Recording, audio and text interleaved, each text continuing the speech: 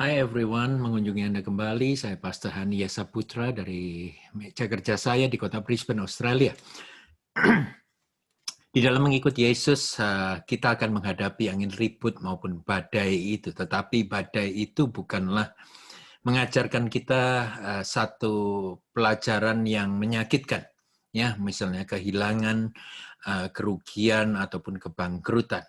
Ya, walaupun kadang-kadang kita bisa merasa ada beberapa orang yang terkena dengan imbasnya seperti itu, ataupun kita sendiri yang merasa bahwa Tuhan mengajarkan pelajarannya dengan kebangkrutan dan kehilangan maupun kerugian. Ya, tetapi yang jelas adalah tujuan daripada badai itu diberikan adalah untuk membangunkan kita dari ketidaksadaran kita akan siapa kita yang sebenarnya di dalam Kristus. Itu penting sekali, membangkitkan siapa kita. Ya. Nah, kita harus berpikiran juga untuk stop, ya, stop berpikir bahwa iman akan mempermudah kehidupan kita, tetapi justru iman itu akan membuat kita kuat menghadapi kehidupan. Itu camkan, saudara, sebab itu akan membuat langkah-langkah Anda semakin mantap dan semakin tegap di dalam perjalanan kehidupan ini.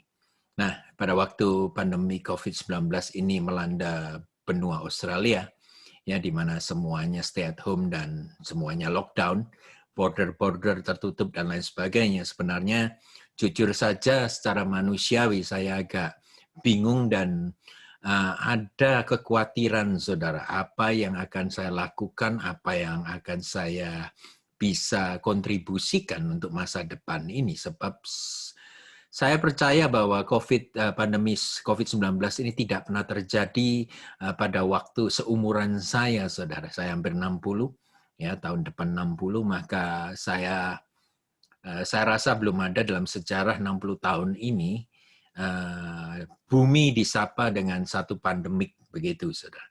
Ya, saya pikir saya menenangkan diri saja karena saya merasa bahwa COVID-19 ini akan berlalu singkat, tetapi ternyata sampai hari ini pun masih lockdown di mana-mana, ya, border pun belum dibuka, dan itu akhirnya, saudara, saya bukan cuma lockdown stay at home, melainkan saya harus mendownload apapun yang Bapak sediakan ataupun bicarakan mengenai bumi, mengenai pribadi saya dan keluarga saya. Kita benar-benar tune in dengan apa yang ada di dalam surga itu. Dan ternyata memang manusia itu cepat beradaptasi dengan keadaan, ya. Nah, kita harus tetap kuat di tengah-tengah badai apapun yang kita alami hari-hari ini, ya. Kita benar-benar harus bisa adjustment dengan situasi hari ini. Nah, ada beberapa hal yang mungkin akan membantu saudara jikalau rencana saudara buyar semuanya oleh karena pandemik COVID-19 ini. Yang pertama saya lakukan adalah, kelihatannya nih no plan, saudara, ya, no plan at all.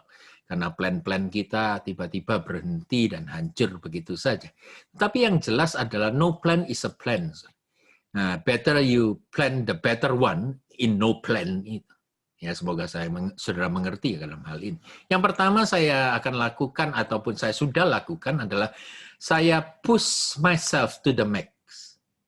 Push myself to the max. Apa artinya? Ketika pertemuan onsite gereja mulai dibatasi dan akhirnya tidak ada sama sekali, maka anak-anak muda terutama dari bidang media itu, saudara, mereka bergegas-gegas untuk segera online church, saudara. Ya, padahal pada waktu kita onsite tidak pernah ataupun kita kesampingkan untuk perkara online ini. Tetapi kita pada saat lockdown itu kita benar-benar online, ya, dan saya sendiri harus belajar untuk menghadapi begitu banyaknya mata-mata. Kadang-kadang ya saya hadapi ya ke kiri, ke kanan, ke depan, ya, dan lain sebagainya. Sekarang harus terpusat kepada satu kamera yang sangat kecil sekali. Saya yakin kalau saudara memiliki satu profesi seperti saya, tidaklah semudah itu.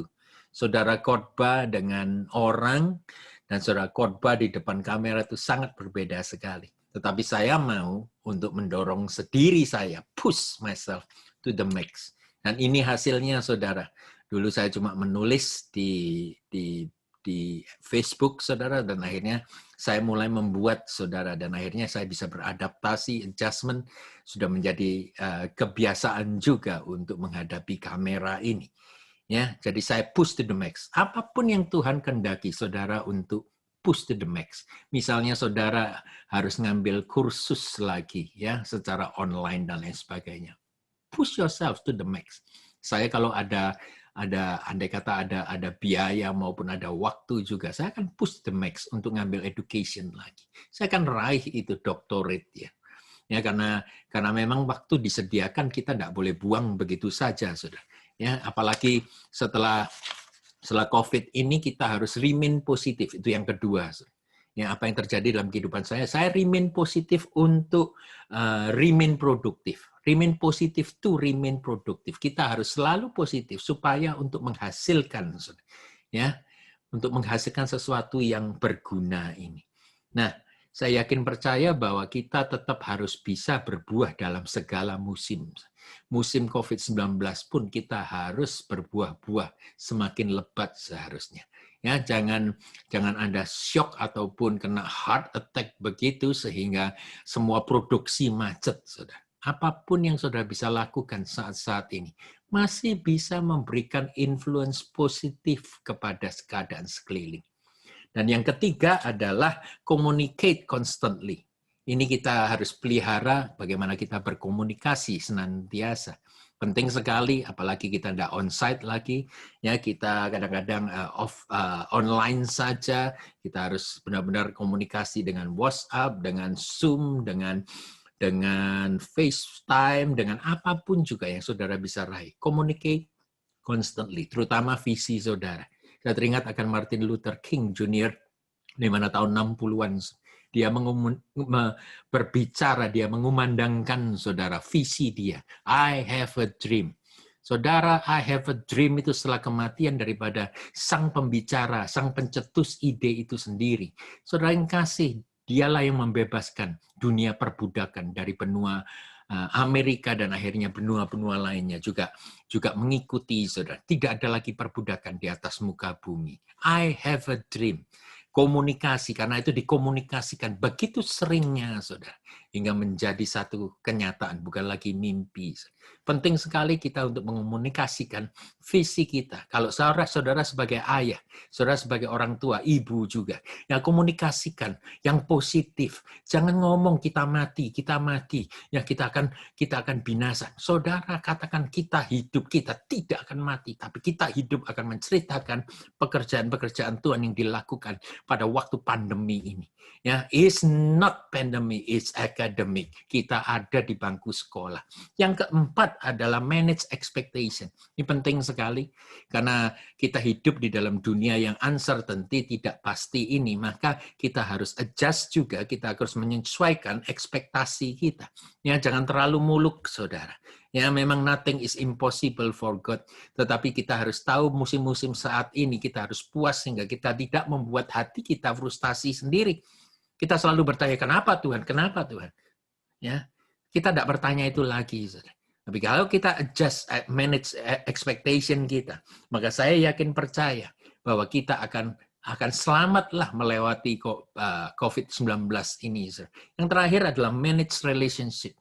Saudara yang kasih waktu diberikan kepada kita, apalagi kita stay at home, work from home, kita diberikan waktu yang banyak untuk family kita.